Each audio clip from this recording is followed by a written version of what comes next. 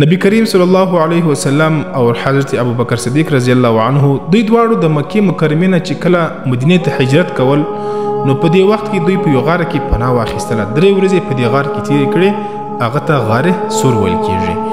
نو په دې غار کې نبی علیہ السلام د حضرت ابوبکر صدیق پر زنګون باندې آرام کاوه او پر زنګون باندې سر مبارک یشته. په دې وخت کې ابوبکر صدیق رضی الله عنه یو مار ولیدی چې هغه د یو سروي نه راووتی.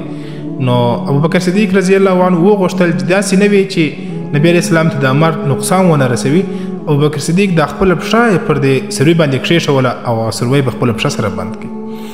نو په دې وخت کې دغه مار ابوبکر صدیق رضی الله عنه یې پر پښه باندې وچ چې ابوبکر صدیق رضی الله عنه دغه یو لفظ هم تر خوله نه راوتلی نه دی چې یا د درد د وجې. نو ابوبکر صدیق رضی الله عنه ډیر سخت په تکلیف او د سترګو نه یې اوښکې رایلسوې. چې کله سترګو نه یې اوښکې رایلسوې دغه اوښکې د حضور صلی الله علیه وسلم پر مخ مبارک باندې ومشتې. چې کله حضور صلی الله علیه وسلم راکښېنسي د خوبه او ویې کتل ابوبکر صدیق ډیر په تکلیف کې دی او ډیر په پریشانۍ کې دی. ابوبکر صدیق ته ویل چې څه کیسه ده، څه شته؟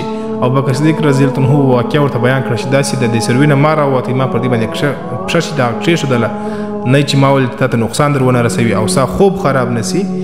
نو په دې وخت کې نبي علیه السلام ورته وفرمیل چې تا ولې ما ته اول له سره نه ویل، ته په تکلیف کې وې. ابوبکر صدیق ویل چې یا رسول الله ما نه غوښتو چې ته مې د خوبه راپاڅولی وای او ستا خوب مې در خراب کړی وای.